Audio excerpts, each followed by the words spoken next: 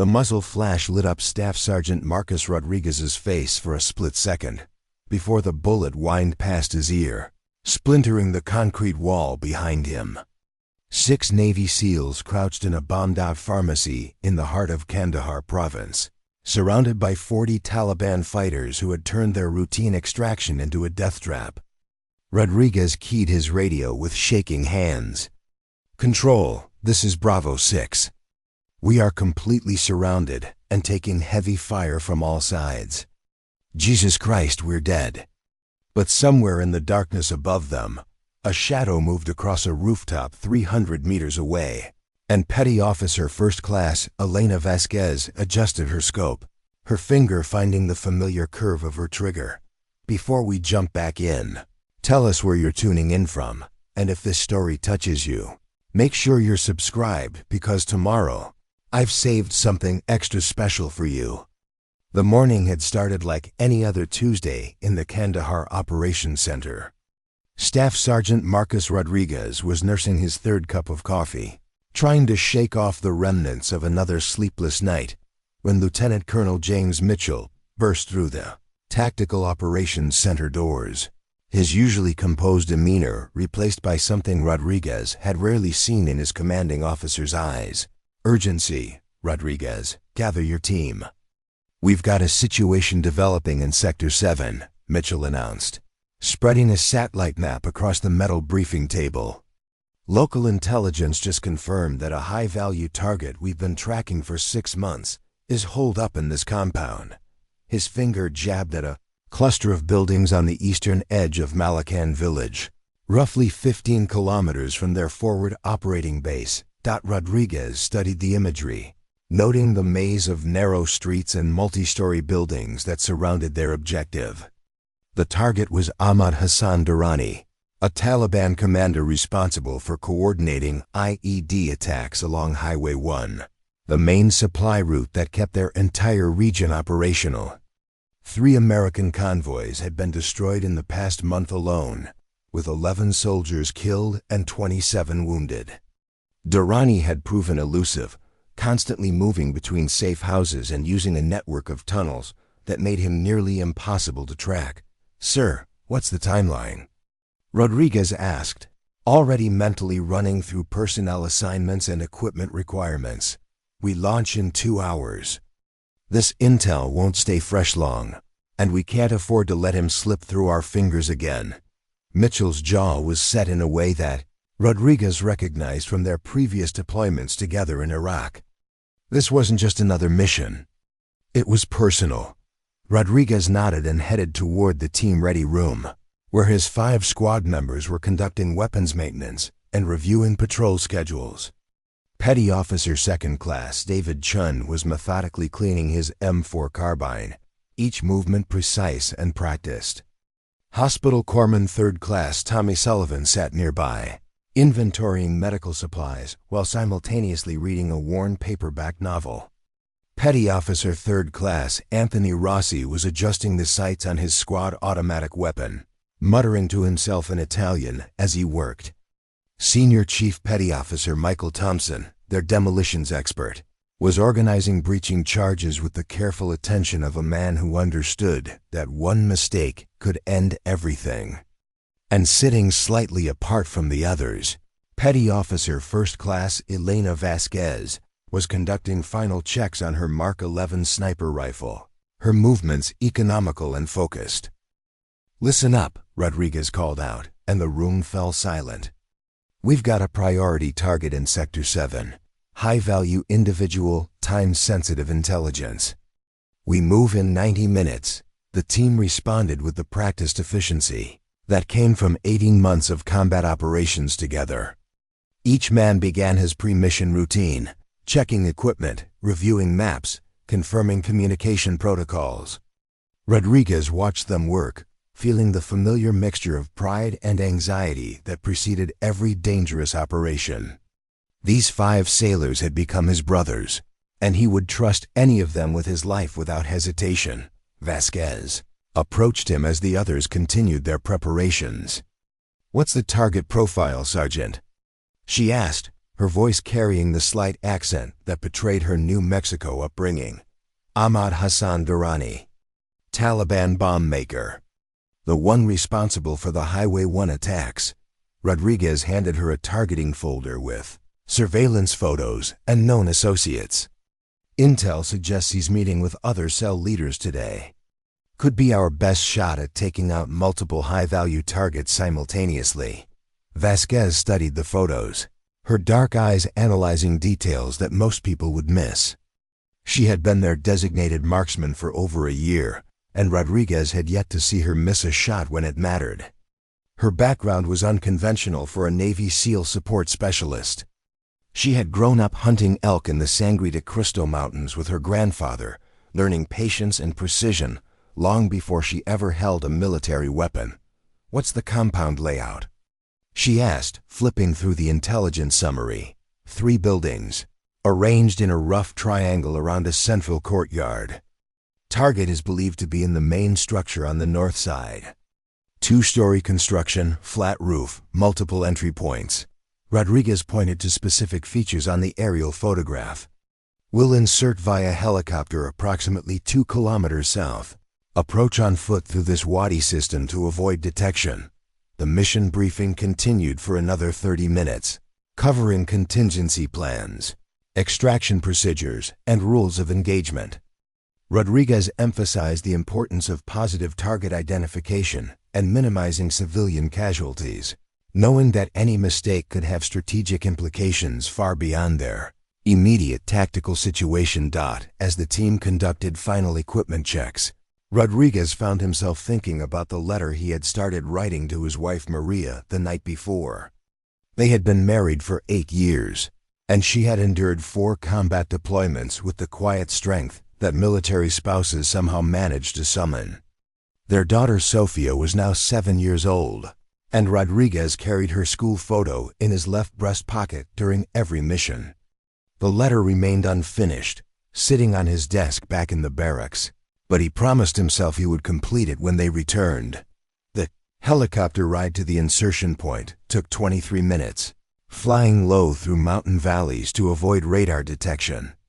Rodriguez sat next to the open door, watching the landscape pass beneath them in the pre-dawn darkness. Afghanistan had become as familiar to him as his hometown of San Antonio, but it never lost its harsh beauty. Rocky ridges stretched toward distant peaks, punctuated by patches of green where underground springs fed small settlements that had existed for centuries. Chun sat across from him, checking his rifle for the 4th time since leaving base. The young sailor from Seattle had joined the team only 6 months earlier, replacing a veteran who had completed his tour. Rodriguez had initially been concerned about Chun's ability to adapt to their high-tempo operations schedule, but the kid had proven himself during several contact situations. He was methodical and calm under pressure, qualities that Rodriguez valued above raw aggression. Sullivan was reviewing medical protocols on his tablet, preparing for potential casualties. The corpsman from Boston had saved 3 lives during their previous mission, working under intense enemy fire to stabilize wounded Afghan soldiers who had been caught in an improvised explosive device blast. His dedication to preserving life, regardless of nationality or uniform, had earned respect from both American and Afghan forces in their area of operations. Thompson sat near the helicopter's tail, his eyes closed, but Rodriguez knew he wasn't sleeping.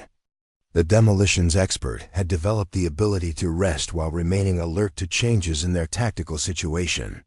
His hometown of Phoenix seemed like another world compared to the mountains of Afghanistan, but Thompson had adapted to their environment with the pragmatic acceptance of a career military professional. Rossi was studying satellite imagery on his ruggedized tablet, memorizing terrain features and identifying potential defensive positions.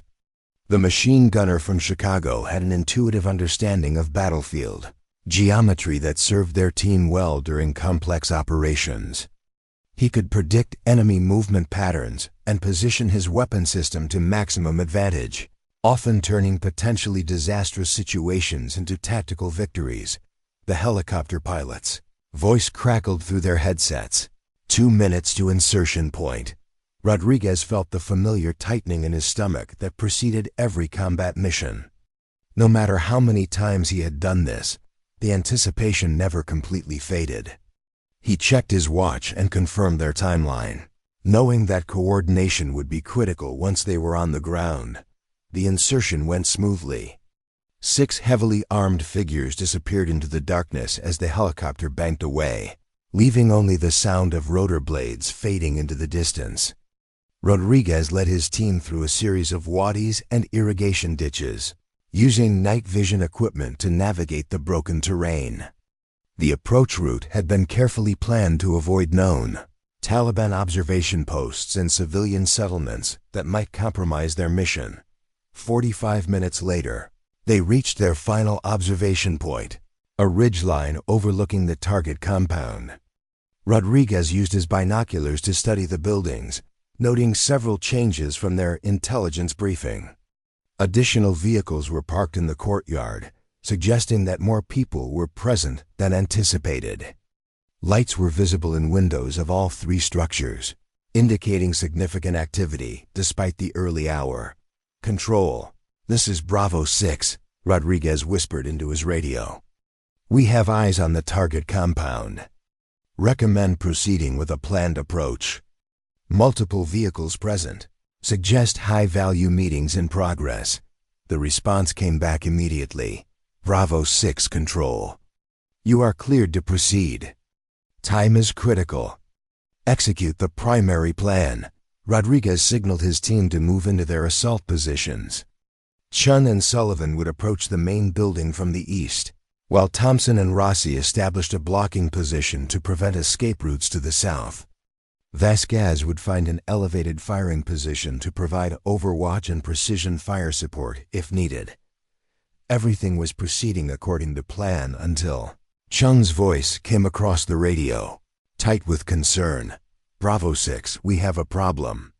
Multiple fighting positions around the compound perimeter.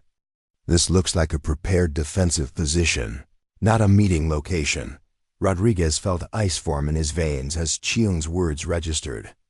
A prepared defensive position meant intelligence failure, which meant someone had been expecting them.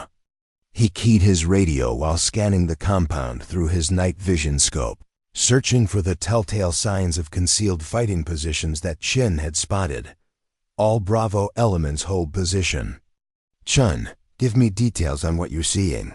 "Sergeant, I count at least 6 sandbag positions with interlocking fields of fire. Fresh excavation around the perimeter. This isn't a meeting site. It's a kill zone designed specifically for us."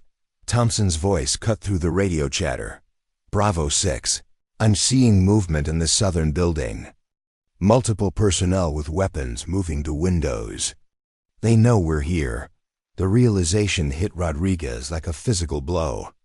Durrani hadn't been meeting with other commanders. He had been waiting for them. Someone had fed the Taliban information about their mission, timing, and approach route. The high-value target intelligence had been bait, and his team had walked directly into a carefully orchestrated ambush. Preparing and narrating this story took us a lot of time, so if you are enjoying it, subscribe to our channel. It means a lot to us. Now back to the story. "Control, this is Bravo 6. We have a compromised mission. Request immediate extraction." Rodriguez's voice remained steady despite the adrenaline surging through his system. 80 months of combat had taught him that panic was more dangerous than any enemy weapon. The response crackled back through heavy static. "Bravo 6, negative on immediate extraction. Nearest support assets are 40 minutes out. You need to complete the mission or find an alternate extraction point." Rodriguez cursed silently.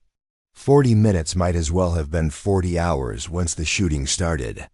He needed to get his team out of their current position before the Taliban spring their trap completely, but movement in any direction would expose them to devastating crossfire. "Vasquez, what's your position?" He whispered into his radio. "Southwest ridge, approximately 300 meters from target. I have good observations on the compound and surrounding area. Her voice carried the calm professionalism that Rodriguez had come to depend on during critical moments. "Can you identify sniper positions or heavy weapons?" There was a pause as Vasquez scanned the area through her rifle scope. "Negative on heavy weapons, but I'm seeing at least 3 elevated positions with what appear to be marksmen. They're positioned to cover all approaches to the compound." Rodriguez studied his tactical map, searching for options that didn't exist. Every route away from their current position led through open ground that the Taliban had obviously prepared to defend. The nearest cover was a bombed-out pharmacy, approximately 200 meters to their east, but reaching it would require crossing a street that was certainly under observation. "Bravo 6, this is Thompson. We've got movement to our south. Multiple personnel with AK-47s moving through the residential area. They're trying to get behind us." The situation was deteriorating rapidly. Rodriguez realized that the Taliban weren't just defending the compound. They were executing a complex operation designed to surround and eliminate his entire team. The level of planning and coordination required meant this had been weeks in preparation, not something hastily thrown together after detecting their approach. "All elements, prepare to move to alternate position Echo. We're going to bound by teams to that pharmacy building. Chun and Sullivan, you move first. Thompson and Rossi, provide covering fire. Vasquez, watch for targets of opportunity." Rodriguez waited for confirmations from his team, then gave the signal to execute. Chun and Sullivan sprinted from there.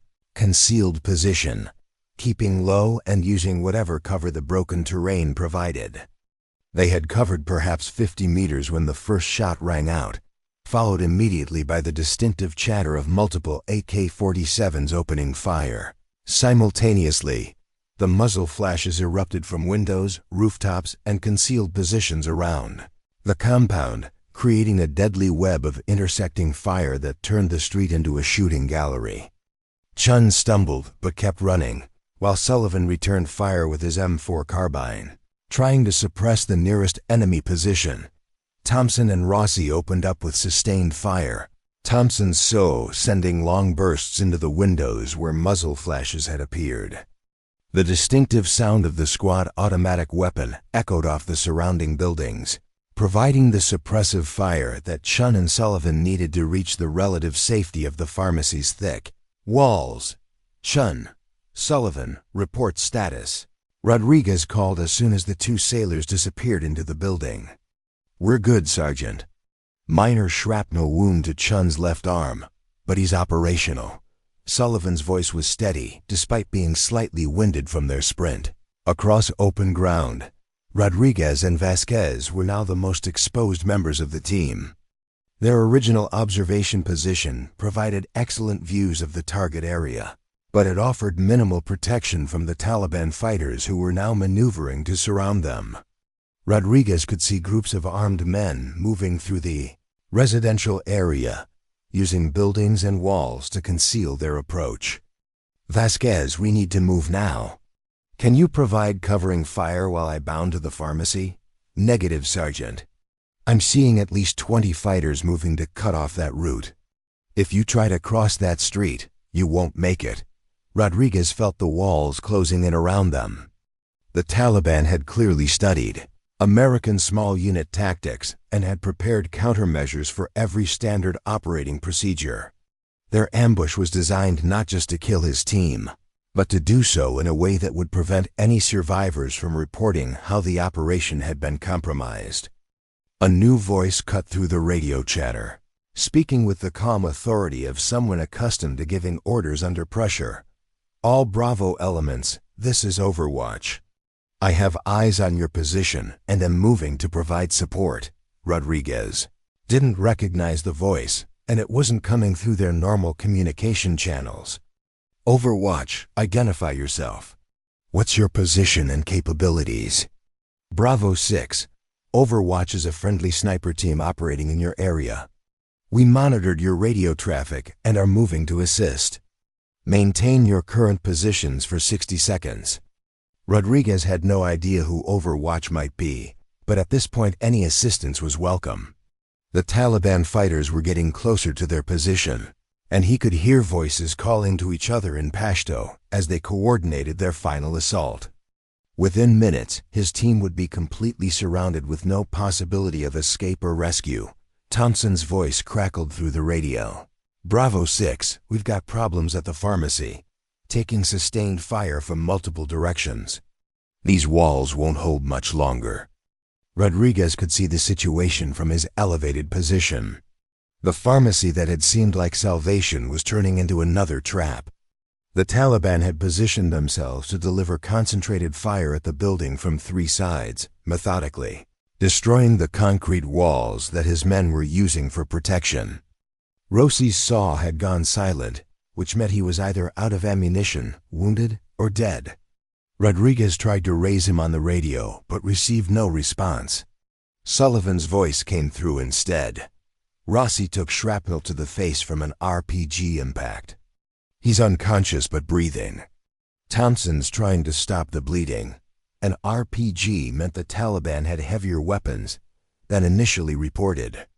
Rodriguez realized that his team was facing a significantly larger and better equipped force than their intelligence had suggested. This wasn't a hasty ambush by local fighters. It was a deliberate operation conducted by experienced combatants who had studied American tactics and prepared accordingly. "Overwatch, what's your status?" Rodriguez called desperately.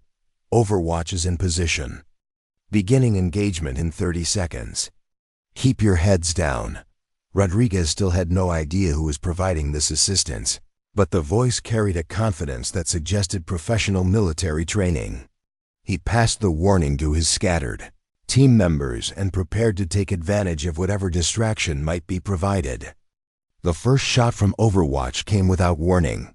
One of the Taliban fighters who had been maneuvering toward Rodriguez's position simply dropped, his AK-47 clattering across the rocky ground.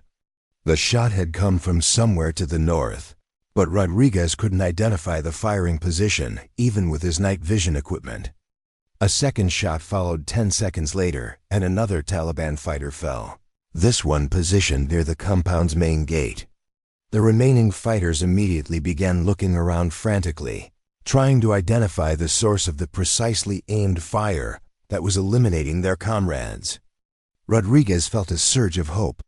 Whoever Overwatch was, they were clearly skilled marksmen, capable of engaging targets at extended range in low-light conditions.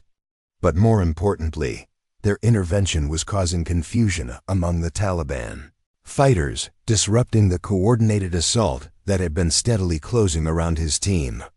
"All Bravo elements, prepare to move on my signal. Overwatch is providing covering fire, but we need to consolidate our position." Rodriguez began planning their next move, but he was still trapped on the ridge with limited options. The Taliban fighters might be distracted by the sniper fire, but they still controlled all the routes between his current position and the pharmacy where the rest of his team was pinned down. A third shot from Overwatch dropped a Taliban commander who had been directing the assault from a position near the compound's eastern wall. Rodriguez watched through his binoculars as the man's subordinates scattered, their coordinated attack beginning to fall apart as leadership was systematically eliminated. "Bravo 6, this is Overwatch. I'm going to create a diversion in 60 seconds. When you see my signal, move immediately to grid coordinates 314 to 298. There's a drainage culvert that will provide concealed movement toward your team's position." Rodriguez checked his map and located the coordinates. The drainage culvert was part of an irrigation system that ran beneath the main street, potentially providing a route that would keep him below ground level and out of sight from the Taliban positions. "Copy, Overwatch. Standing by for your signal." Rodriguez prepared his equipment for rapid movement, securing everything that might create noise or get caught on obstacles during his dash across open ground.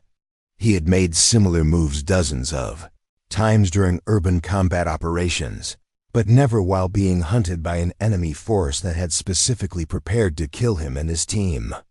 The signal came in the form of an explosion in the compound's southern building, followed immediately by sustained automatic weapons fire from the same location. Rodriguez realized that Overwatch wasn't just a sniper team. They had explosives and were conducting a complex deception operation to make the Taliban think they were under assault from multiple directions. Rodriguez sprinted from his position, running low and fast across the broken terrain toward the coordinates Overwatch had provided. Behind him, he could hear shouts and gunfire as Taliban fighters responded to what they believed was an attack from the south, exactly as Overwatch had planned. The drainage culvert was exactly where the map indicated, partially concealed by debris from a building that had been destroyed months earlier. Rodriguez dropped into the concrete channel and began crawling toward his team's position, guided by the sound of gunfire and his GPS unit. As he moved through the underground passage, Rodriguez reflected on how quickly their routine mission had turned into a desperate fight for survival. Someone had betrayed them, providing the Taliban with detailed information about their plans and capabilities. When they returned to base, he would have questions that demanded answers. But first he had to ensure that his team survived long enough to ask those questions. Cassandra's mind raced through calculations that would have challenged a computer. The SEAL team was pinned in a depression roughly 30 meters wide, surrounded by enemy fighters who were systematically closing the noose. Traditional sniper doctrine called for careful target selection, methodical engagement, and conservative ammunition management. What Cassandra was contemplating violated every principle she had ever been taught. The plan forming in her head was audacious to the point of insanity.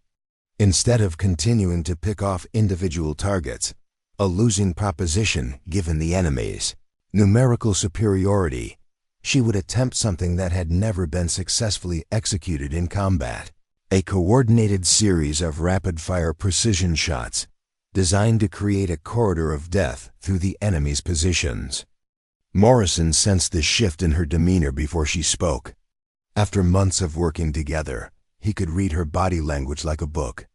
The subtle change in her breathing pattern, the microscopic adjustment of her grip on the rifle, the way her entire being seemed to focus into a single point of deadly intent. "What are you thinking, Kaz?" "I'm thinking about rewriting the manual," she replied, her voice carrying a calm that belied the magnitude of what she was planning. "Jake, I need you to plot every single enemy position you can identify. Not just the immediate threats, everyone." Morrison's spotting scope swept across the valley with renewed urgency, his trained eye cataloging targets with the efficiency of a machine. "Jesus, Kaz, there's got to be 30+ hostiles out there. You can't possibly plot them," she interrupted. "Range, bearing, elevation. All of them." As Morrison called out positions, Cassandra began constructing a three-dimensional battlefield map in her mind. Each enemy position became a point in space, connected by invisible lines that represented bullet trajectories, flight times, and the complex physics of long-range precision shooting. She wasn't just planning to shoot. She was choreographing a ballet of death that would unfold in the span of less than 2 minutes. The mathematics were staggering. At ranges exceeding 1,100 meters, her bullets would take nearly 2 seconds to reach their targets. In mountainous terrain with variable wind conditions, each shot required individual calculations for bullet drop, wind drift, and atmospheric pressure. The human brain simply wasn't designed to process that many variables simultaneously while under combat stress. But Cassandra Mills wasn't entirely human anymore. 18 months of combat had transformed her into something else, a fusion of flesh, steel, and mathematics that existed solely to deliver death at impossible distances. Down in the valley, the SEAL team's situation had become critical. Petty Officer First Class Danny Chun, the team's medic, had taken shrapnel from a grenade and was bleeding heavily despite his own attempts at field treatment. Petty Officer Second Class Mike Washington was down to his last magazine, and the distinctive sound of American weapons was becoming increasingly sporadic as ammunition ran low. Rodriguez's tactical radio net painted a picture of professional soldiers facing the mathematics of their own mortality. Ghost, we have maybe 5 minutes before they close to the grenade range. After that, it's academics. The word struck Cassandra as grimly appropriate. What she was attempting was an academic exercise in applied physics, human performance, and the outer limits of what was possible with a rifle and a scope. She began with the farthest targets, knowing that the longer flight times would allow her to engage closer threats while the distant bullets were still in the air. Her scope settled on a Taliban fighter positioned behind a stone wall at 1,340 meters, the longest shot she had ever attempted under combat conditions. The wind at that range was gusting between 6 and 8 miles per hour, varying in direction as it flowed around the valley's complex topography.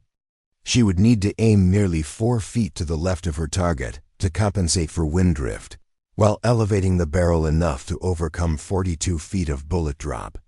Morrison's voice was steady as he fed her the data she needed. Range 1,340, wind 8 miles per hour, left to right, gusting. The target is stationary and appears to be setting up a heavy weapon.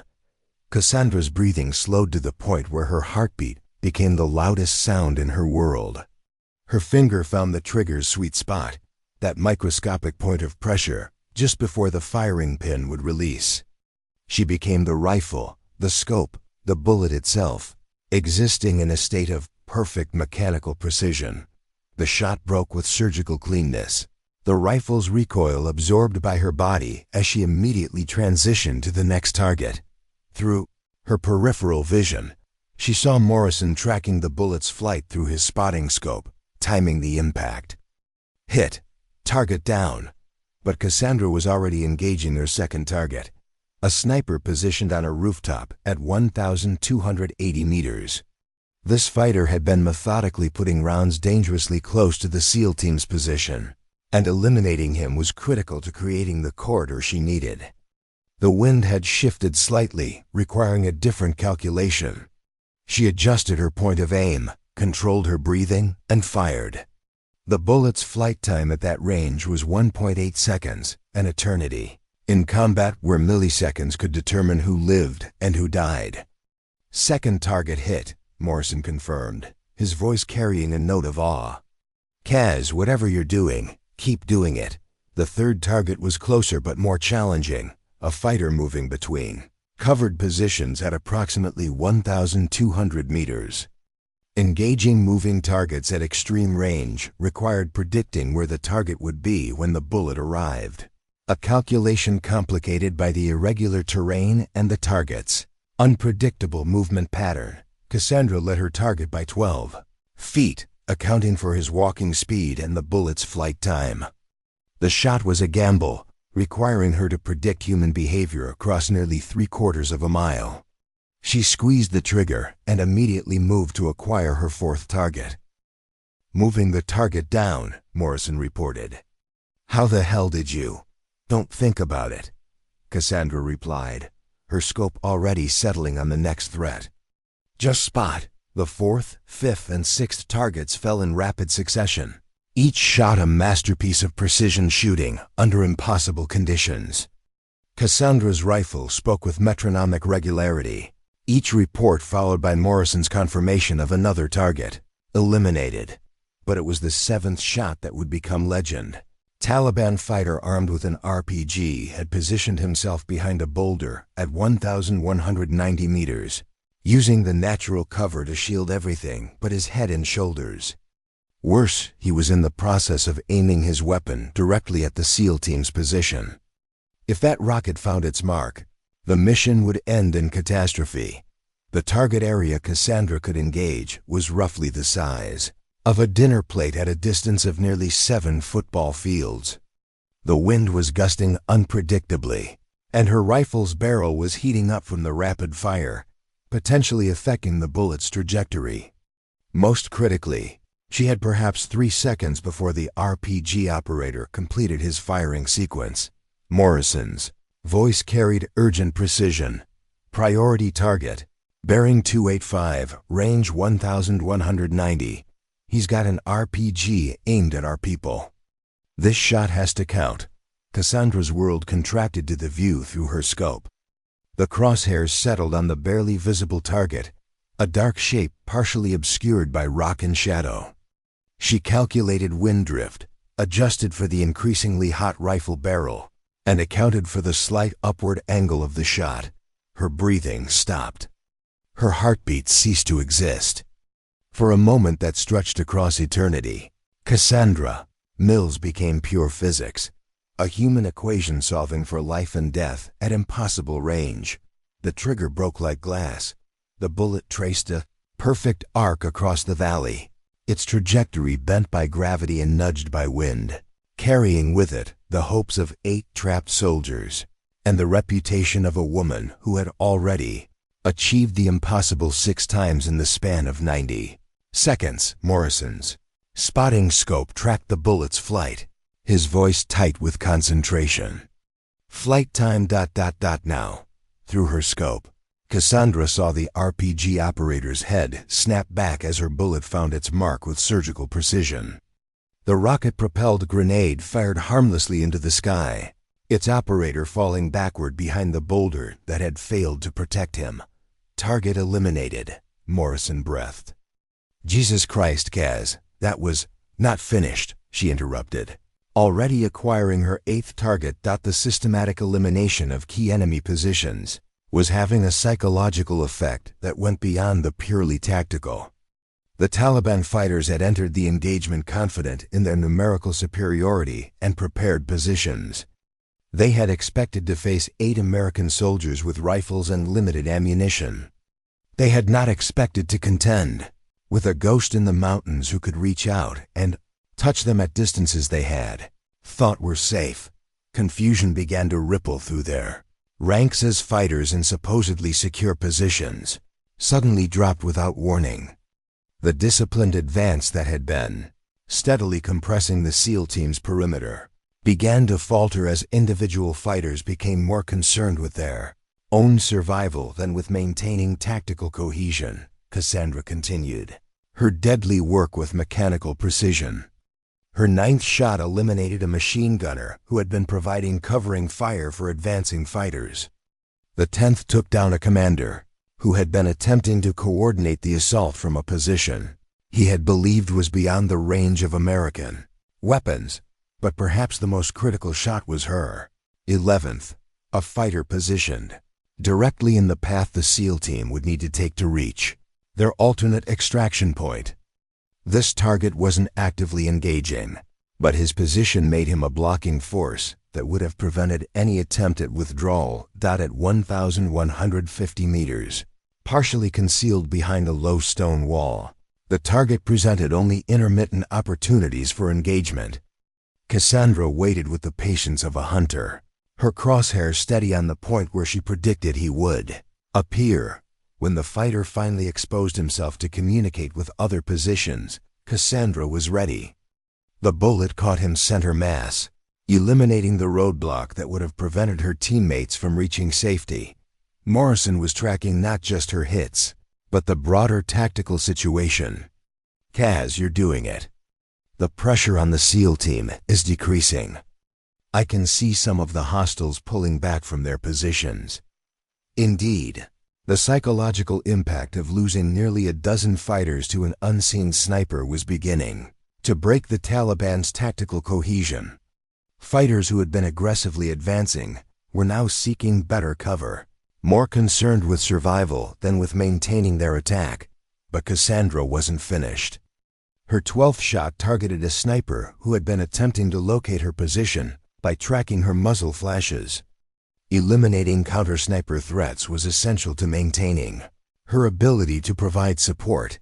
The 13th and 14th shots eliminated fighters who had been attempting to flank the SEAL team's position. These weren't immediate threats, but they would have become critical problems if allowed to complete their movement. Her 15th shot was perhaps the most audacious, a Taliban fighter at 1,290 meters who was attempting to coordinate the overall assault via radio. Eliminating command and control elements would further disrupt the enemy's ability to maintain tactical coherence. As the 15th target fell, Cassandra became aware that something extraordinary was happening in the valley below. The disciplined assault that had seemed certain to overwhelm the SEAL team was beginning to collapse into confusion and retreat. Individual fighters were abandoning their positions and falling back toward more distant cover.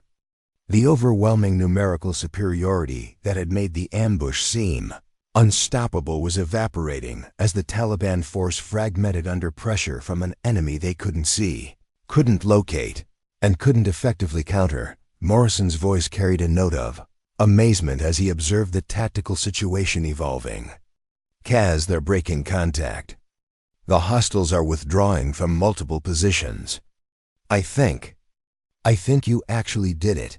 But Rodriguez's voice over the radio reminded them that the mission wasn't complete yet. Ghost, this is Silent Thunder Actual. Outstanding work on fire support. We're going to attempt movement to the alternate extraction point.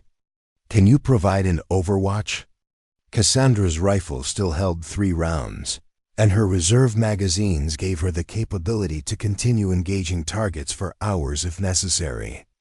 But more importantly, her systematic elimination of key enemy positions had opened a corridor that would allow the SEAL team to move. Affirmative. Silent Thunder. I have eyes on your route and remaining ammunition for additional fire support. Begin your movement. Through her scope, she watched 8 figures emerge from their defensive positions and begin moving across terrain that had been swept by enemy fire just minutes earlier. They moved with the practiced efficiency of elite soldiers, but she could see the caution in their movements. They knew how close they had come to dying in that rocky depression. As the SEAL team crossed the 800 meters to their extraction point, Cassandra maintained overwatch, her scope constantly scanning for any remaining threats. Twice she identified enemy fighters attempting to engage the moving Americans, and twice her rifle spoke with final authority. Her 16th shot eliminated a sniper who had been drawing a bead on the team's medic as he helped evacuate the wounded Chun. Her 17th and final shot of the engagement took down a fighter who had been attempting to call in reinforcements via radio when Rodriguez's voice finally came over the radio announcing Silent Thunder is secure at the extraction point. Cassandra allowed herself to breathe normally for the first time in nearly 30 minutes. Morrison was staring at her with something approaching reverence. Kaz, I've been spotting for snipers for 4 years. What you just did, that shouldn't be possible. 17 targets at ranges exceeding 1,100 meters, most of them in under 10 minutes. The ballistic computers can barely calculate trajectories that fast, much less execute them. Cassandra was already beginning to break down her shooting position. Her movements efficient, despite the exhaustion that was beginning to creep into her bones. It was possible because it had to be possible. Sometimes the math works out, and sometimes it doesn't. Today it worked out, but even as she spoke, Cassandra knew that what had happened in the valley that morning had transcended normal human capability. She had operated in a state of consciousness that merged training, instinct, and pure determination into something that bordered on the supernatural. The helicopter extraction went smoothly, the MH-6 lifting them out of the mountains as the sun climbed higher into the Afghan sky. As they flew back toward base, Cassandra stared out at the valley where she had just rewritten the textbook on precision shooting under combat conditions. 17 confirmed kills at extreme range. 8 American lives saved. One impossible morning that would be talked about in hushed tones, wherever snipers gathered, but Cassandra Mills was already thinking about the after-action report, and the questions that would inevitably follow. The debriefing room at Bagram Airfield felt like a tomb. Fluorescent lights hummed overhead, casting harsh shadows across the faces of men who had been trained to remain calm under pressure but were struggling to process what they had witnessed.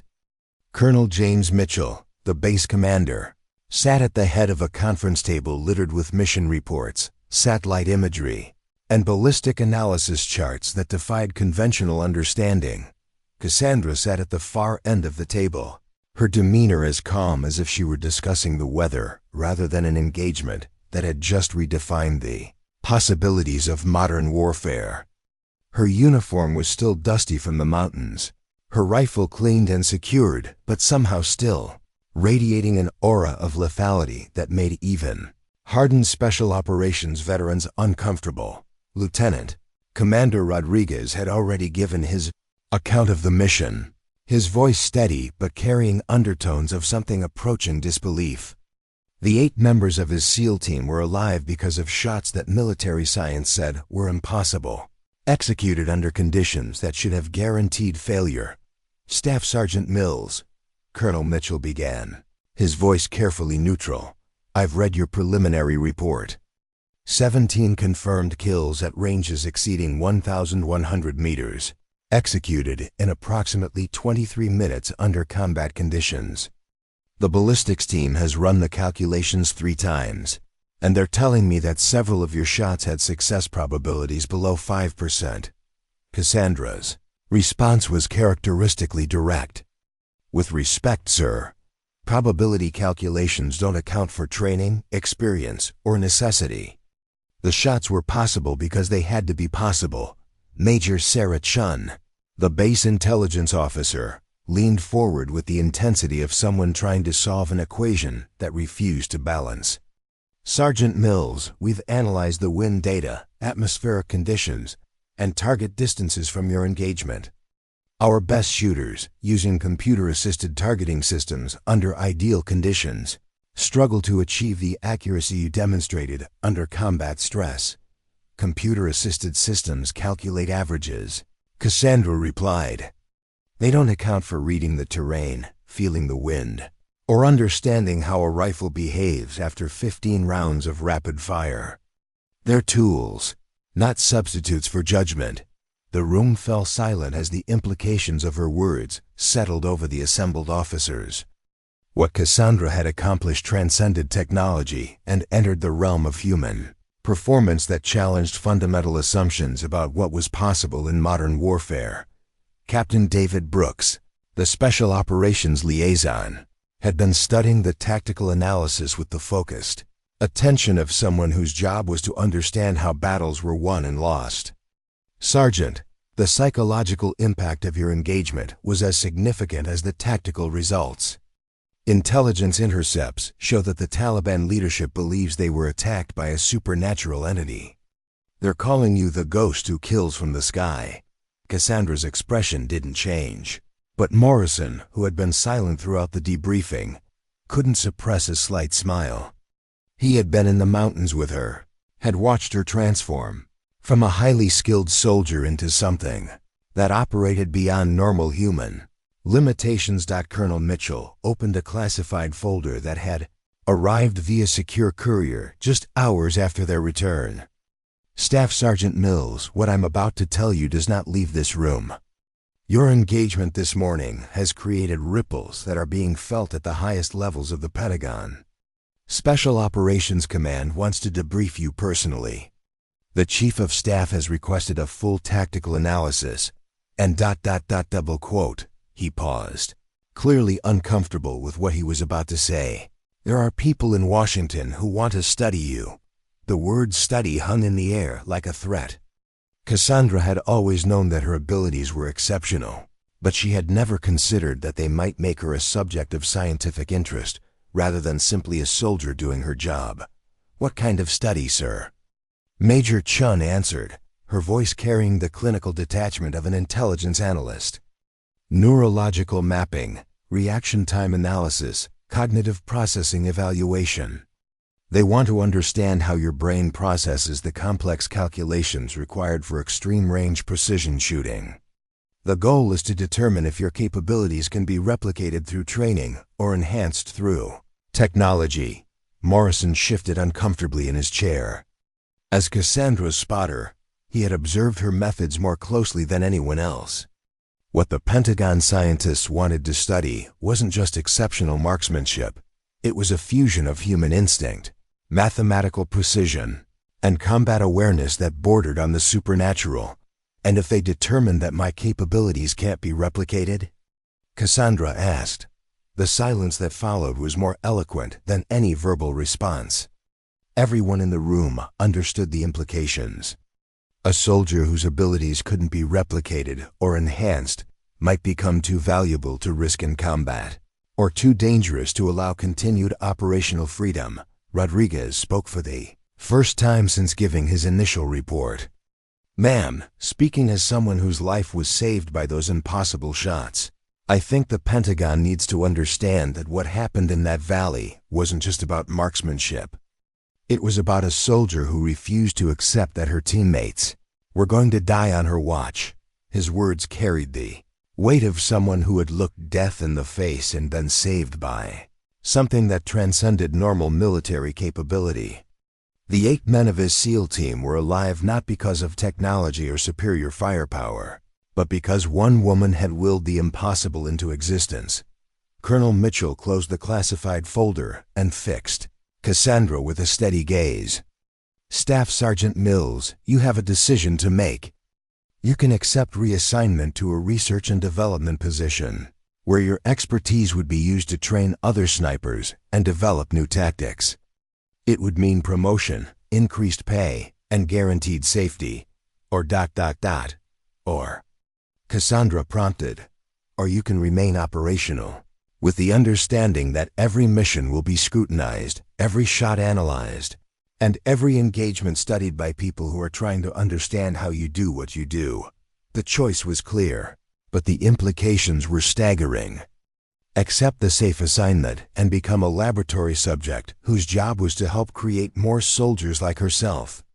Or continue operating in the field, knowing that her every action would be monitored by scientists and strategists who saw her as a weapon to be understood, rather than a person to be protected. Morrison knew her well enough to recognize the decision forming behind her calm exterior. Cassandra Mills had never chosen safety over duty, had never prioritized her own comfort over the lives of her teammates. The idea of sitting in a classroom or laboratory while other soldiers faced dangers she could help them overcome was simply incompatible with who she was. "I'll remain operational, sir." Colonel Mitchell nodded as if he had expected no other answer.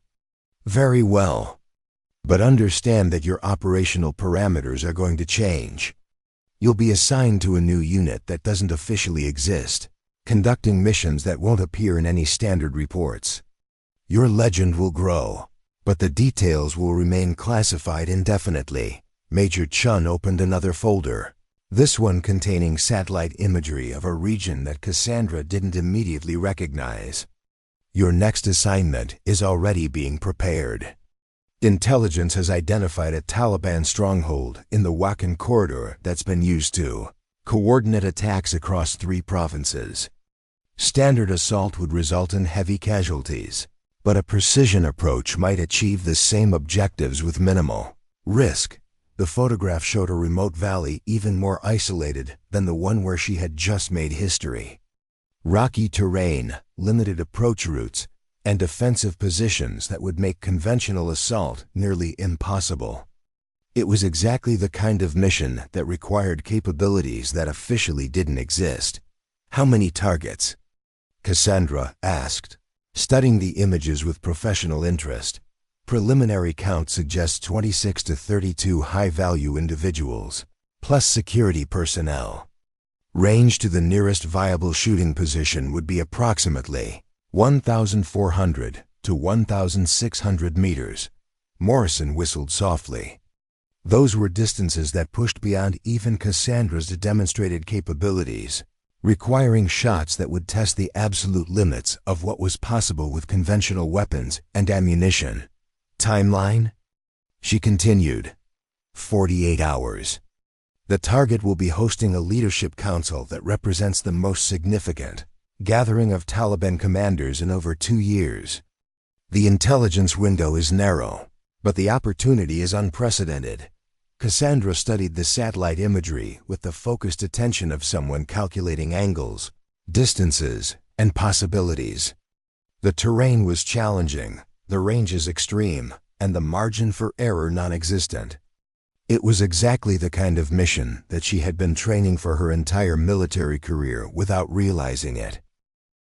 Captain Brooks leaned forward with the intensity of someone delivering critical information. "Sergeant Mills, there's something else you need to understand. Intelligence intercepts suggest that the Taliban leadership is aware of what happened in the Korengal Valley. They know about the ghost sniper, and they're taking countermeasures. This won't be like your last engagement." "What kind of countermeasures?" Morrison asked, his role as spotter making him acutely aware of threats to Cassandra's operational effectiveness. "Counter-sniper teams, electronic surveillance, and possibly surface-to-air missiles to prevent extraction if your position is compromised. They're treating you as a strategic threat rather than just another soldier." The implications were sobering. Cassandra's success in saving the SEAL team had elevated her from an individual operator to a strategic asset that the enemy would actively hunt.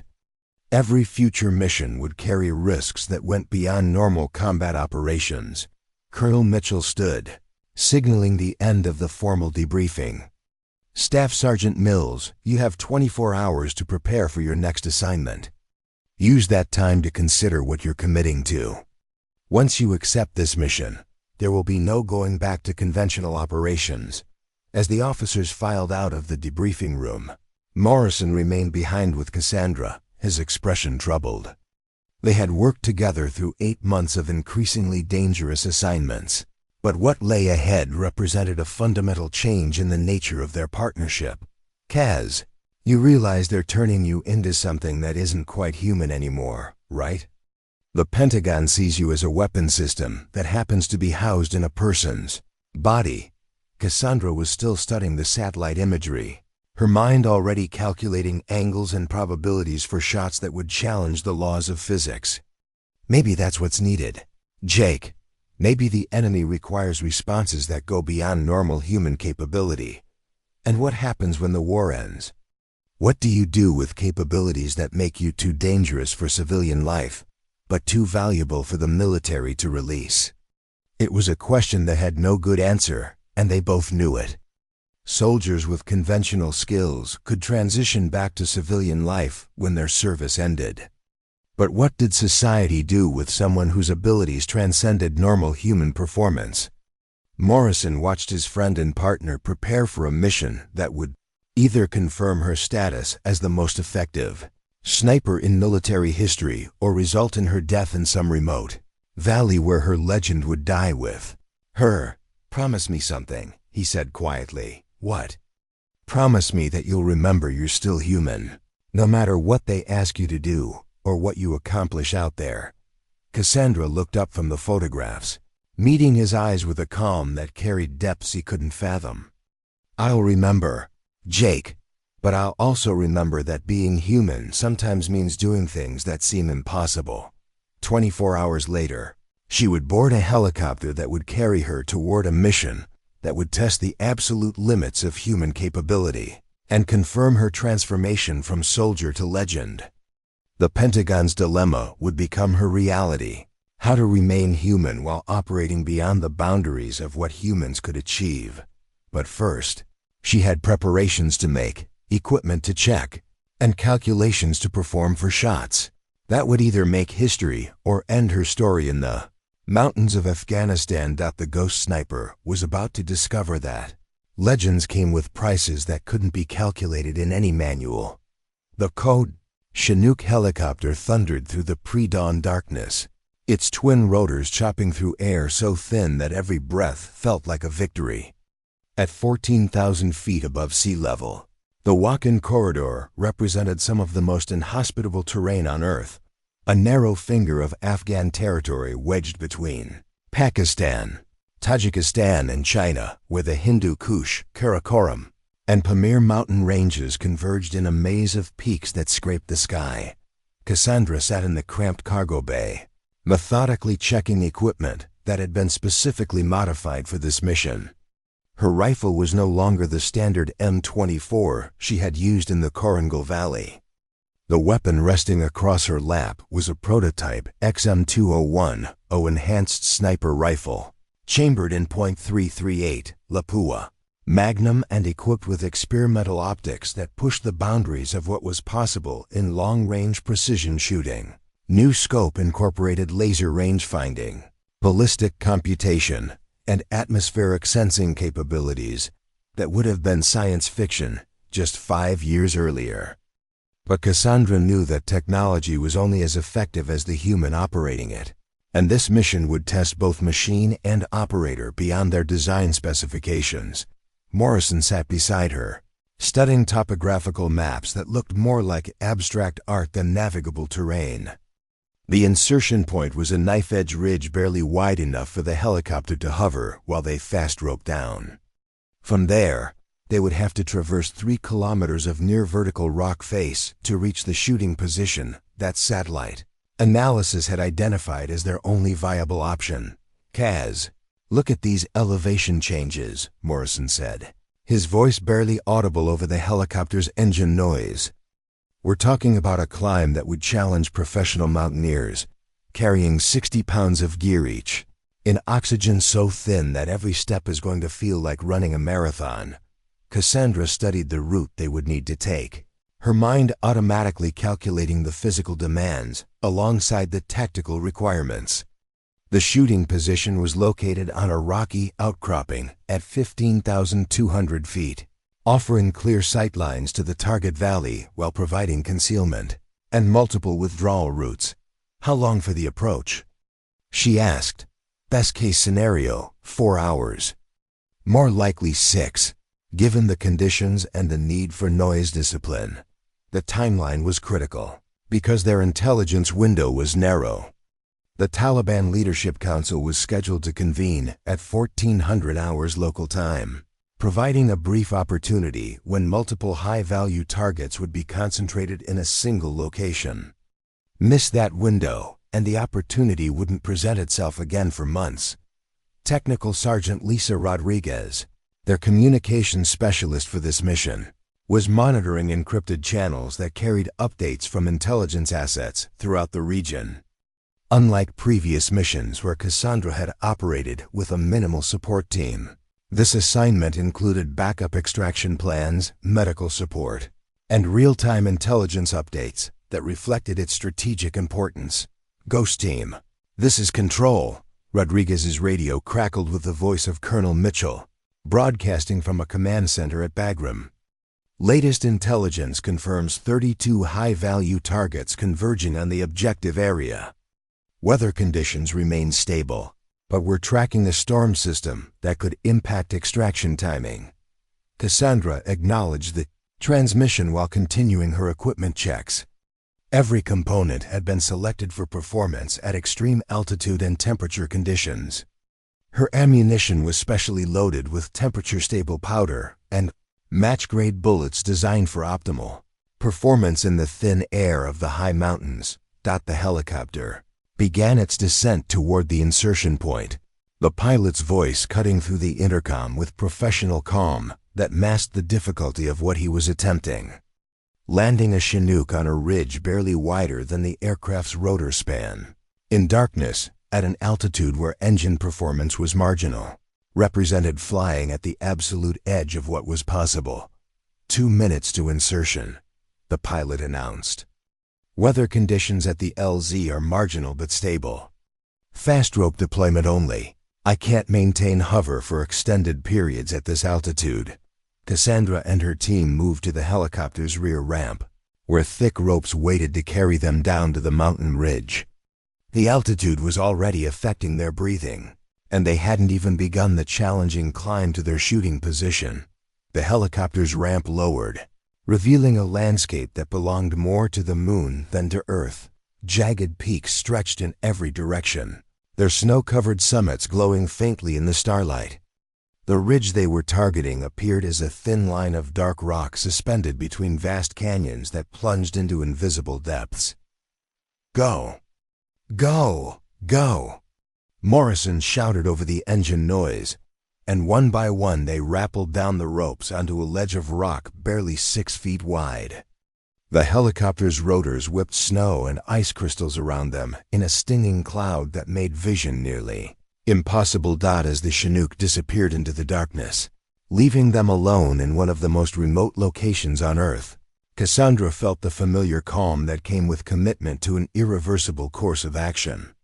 They were now completely dependent on their own skills and equipment, with extraction dependent on mission success.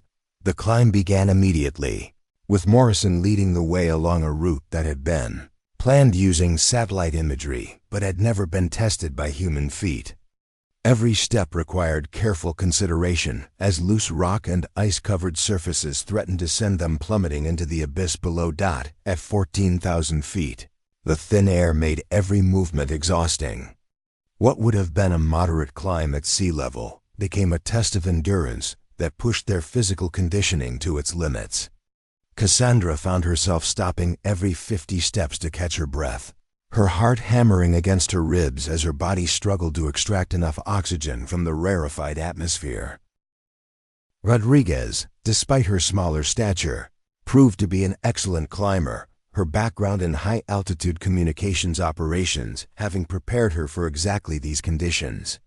She moved with the steady rhythm of someone accustomed to operating in environments that challenged human survival. "How are you holding up, Kaz?" Morrison asked during one of their rest stops. His own breathing labored despite his excellent physical condition. "Like I'm trying to breathe underwater," she replied. "But the view is better." Indeed, as they climbed higher, the vista that spread below them was breathtaking in its stark beauty. The Wakan corridor stretched like a narrow river of valleys between towering peaks, its remoteness having preserved it from the conflicts that had ravaged other parts of Afghanistan. But beauty was a luxury they couldn't afford to contemplate for long. Each minute of climbing brought them closer to their shooting window, and the physical demands of the ascent were consuming energy and time they couldn't spare. 3 hours into the climb, they encountered their first serious obstacle, a near-vertical rock face that rose 40 feet between their current position and the next viable ledge. The satellite imagery had suggested this section would be challenging, but seeing it in person revealed the true difficulty of what they were attempting. Morrison studied the rock face with the practiced eye of someone who had learned climbing skills as part of his military training. "There's a crack system that should provide handholds, but it's going to be technical climbing with full gear loads." Cassandra looked up at the wall of stone that stood between them and their objective. In daylight, with proper climbing equipment and no time pressure, it would have been a challenging but manageable ascent. In darkness, carrying 60 pounds of tactical equipment, with mission timing critical, it represented a significant risk. "How long?" she asked. 45 minutes, maybe an hour if we're careful." They couldn't afford an hour. The mission timeline was already compressed, and every delay brought them closer to missing their operational window entirely. Rodriguez offered an alternative perspective based on her mountaineering experience. "There's another route about 200 meters to the south. It's longer, but not as technical. Might actually be faster given our gear loads."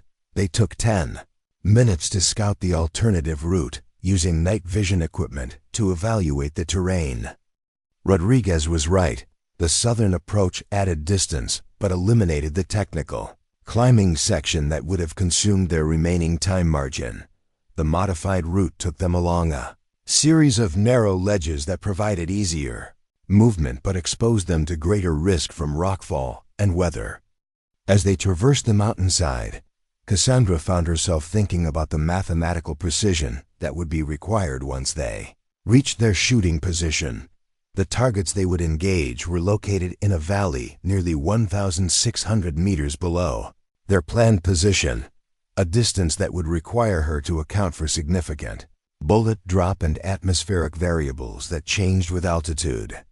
The .338 Lapua Magnum cartridge was more powerful than her previous equipment, but the extreme range and challenging conditions would test its capabilities as well as her own. Morrison was monitoring their progress against the mission timeline, his calculations becoming increasingly concerning as the climb progressed. "Kaz, we're cutting it close. Even if we reach the shooting position on schedule, you're going to have minimal time for range estimation and environmental assessment." Cassandra understood the implications. Precision shooting at extreme range required careful preparation, wind measurement, atmospheric analysis, and range verification that normally took 30 to 45 minutes to complete properly. They might arrive at their position with barely enough time to identify targets and engage before the leadership council. Dispersed, then we'll have to work faster, she replied, her voice steady despite the growing pressure of the timeline. Rodriguez, monitoring communications traffic, received an update that changed their tactical situation entirely. Ghost Team, be advised that intelligence assets have identified increased security presence at the objective area. Count is now 40+ individuals, including what appears to be a counter-sniper team. The presence of enemy snipers complicated their mission exponentially. Not only would Cassandra need to engage her primary targets at extreme range, but she would also need to watch for threats that might be actively hunting her position. Morrison processed this information with the tactical awareness of someone whose job was to keep his sniper alive. Counter-sniper teams mean they're expecting us. This whole thing might be a trap, but Cassandra was already calculating the implications and possibilities. Or it means the intelligence is accurate and the targets are important enough to justify heavy security. Either way, we continue with the mission. The final approach to their shooting position required them to traverse an exposed ridge where any movement might be visible to enemy observation posts. They moved one at a time, using natural cover and taking advantage of terrain shadows to mask their approach. When they finally reached the predetermined shooting position, Cassandra's first priority was to assess the tactical situation through her scope. The valley spread below them like a three-dimensional map, with the target compound clearly visible in the enhanced optics. What she saw through the scope confirmed their worst fears and best hopes simultaneously.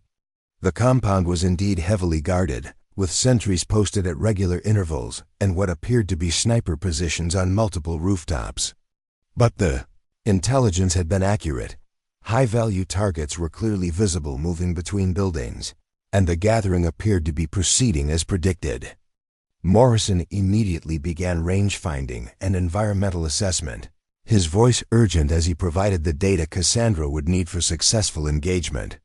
Range to primary building, 1,580 meters.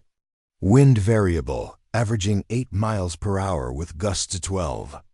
Temperature -15 Celsius. Atmospheric pressure corrected for altitude. Cassandra settled into her shooting position, the prototype rifle feeling different from her familiar M24, but responding to her touch with precision that justified the advanced technology. Through the experimental scope, she could see individual faces with clarity that seemed impossible at such extreme range. The leadership council was convening exactly as intelligence had predicted, with figures that she recognized from briefing. Photographs taking positions around a large table visible through the compound's main building.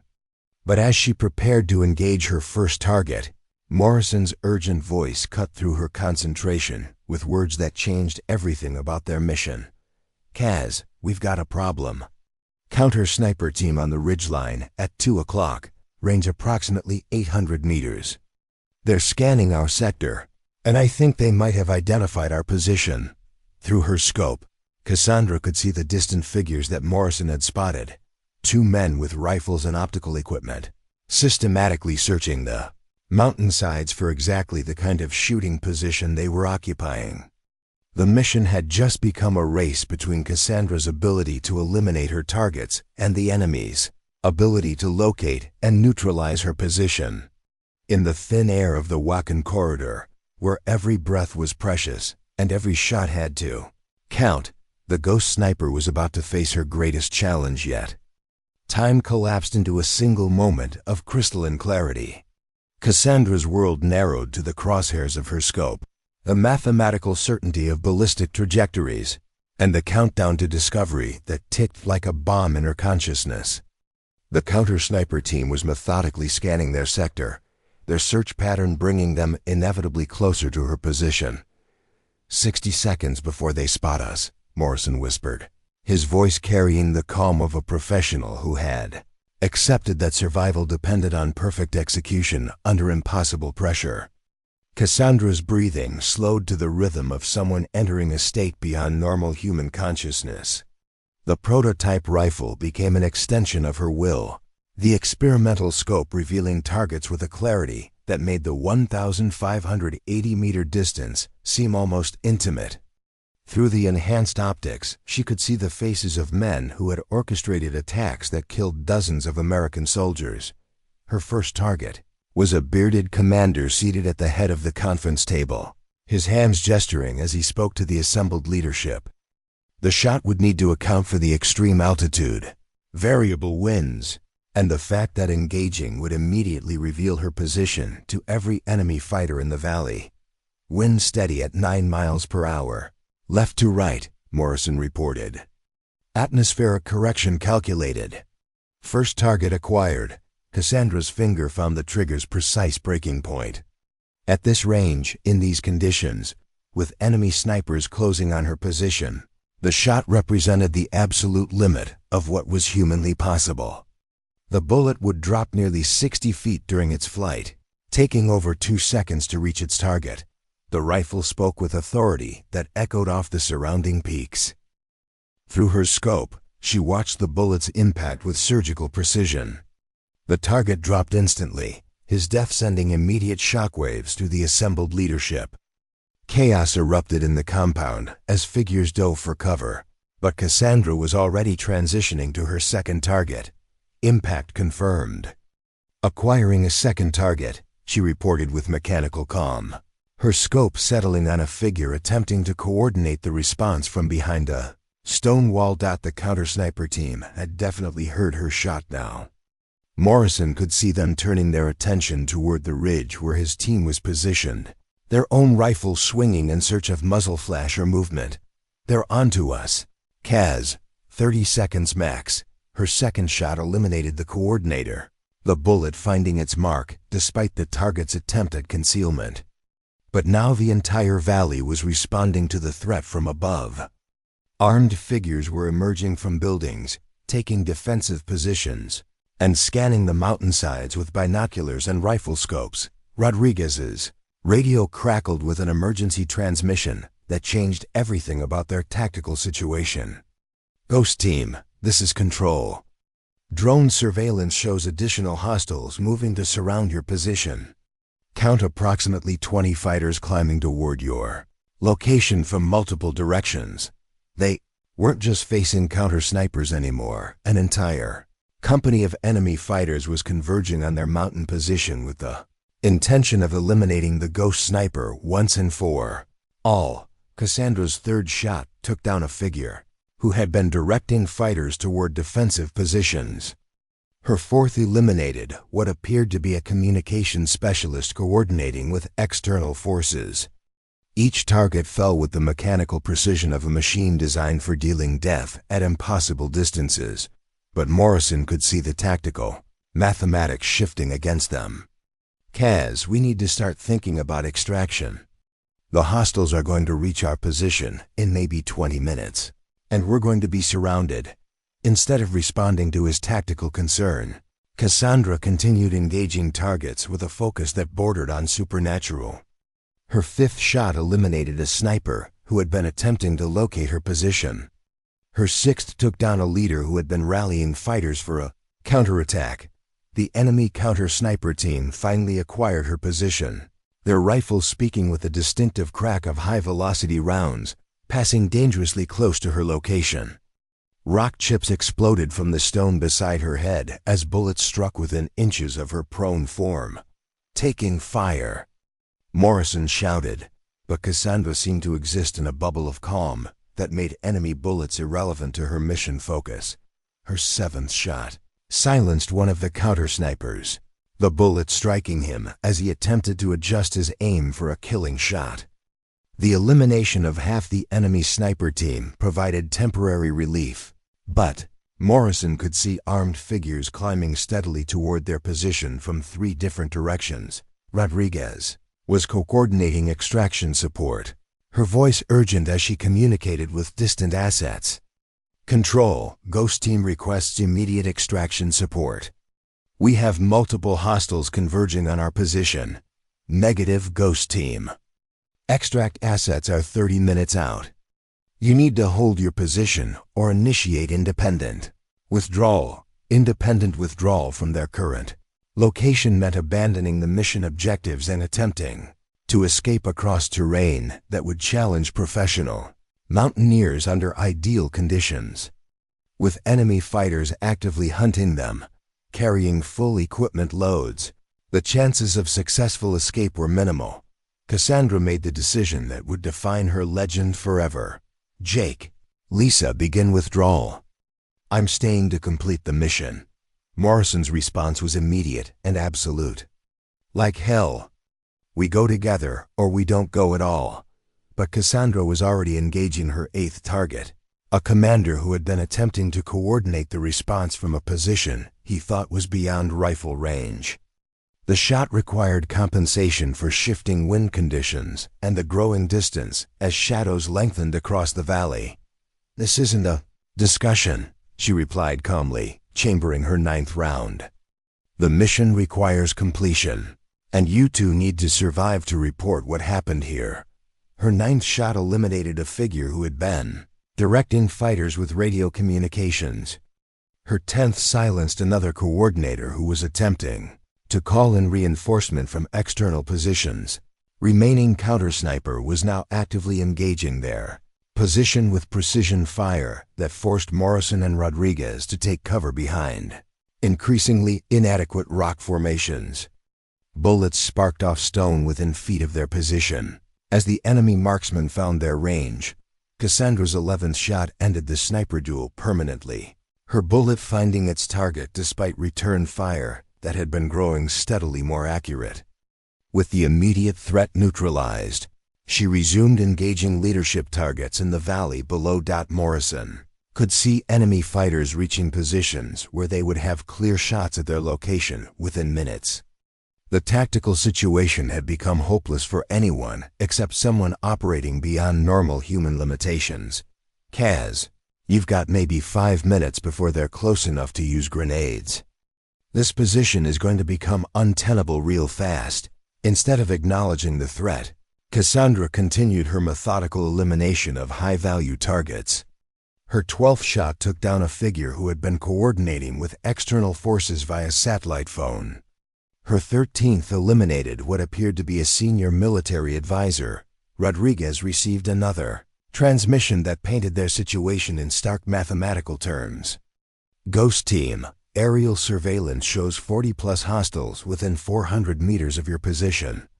Extraction support is still 20 minutes out. The numbers didn't work.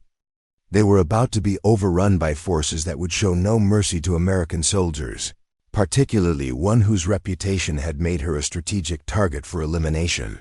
But Cassandra Mills had transcended normal military thinking. Her 14th shot eliminated a target at maximum range, demonstrating accuracy that defied physics under combat conditions. Her 15th confirmed her transformation from soldier to something approaching mythology. Jake, Lisa, move now. That's an order. Morrison understood that arguing would waste precious seconds they couldn't afford. He also understood that Cassandra had accepted a truth that he wasn't ready to acknowledge. Someone had to hold the position long enough for the mission to succeed, and her extraordinary abilities made her the only viable choice. "Well, tell them what you did here," he said quietly. "Tell them it was possible because it had to be possible." Rodriguez and Morrison began their withdrawal, moving along an escape route that might allow them to reach extraction support before enemy forces could intercept them. As they disappeared into the rocky terrain, Cassandra settled deeper into her shooting position for what she knew would be her final engagement. Alone on the mountain, with enemy fighters closing from multiple directions, she continued eliminating targets with precision that would be discussed in military academies for decades. Her 16th through 20th shots methodically eliminated the remaining leadership figures, each impact visible through her scope as another architect of terrorism fell to impossible marksmanship. When the Taliban fighters finally reached her position, they found only an empty shooting platform and spent brass casings that told the story of 20 confirmed kills at extreme range under combat conditions.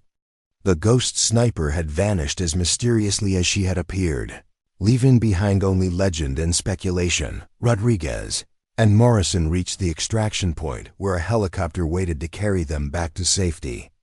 When asked about Staff Sergeant Cassandra Mills, their reports would describe capabilities that challenged fundamental assumptions about human performance under stress. The official records would show that she died in combat.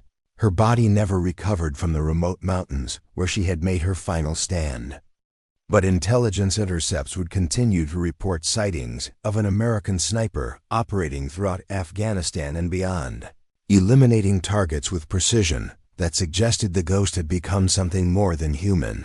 Legend of Cassandra Mills would grow with each impossible shot reported by survivors, each engagement that defied explanation, each mission that succeeded against overwhelming odds. She had become what every warrior aspired to be, a force of nature that protected those who couldn't protect themselves. In the mountains of Afghanistan, where the air was thin and the silence could drive men mad, soldiers would sometimes catch glimpses of muzzle flash from impossible distances, followed by the elimination of threats they hadn't even known existed. The ghost sniper lived on, not just as memory, but as proof that human will could transcend the mathematics of what seemed possible. Some legends die with their creators. Others become immortal. Up next, you've got 2 more standout stories right on your screen. If this one hits the mark, you won't want to pass these up. Just click and check them out. And don't forget to subscribe and turn on the notification bell so you don't miss any upload from us.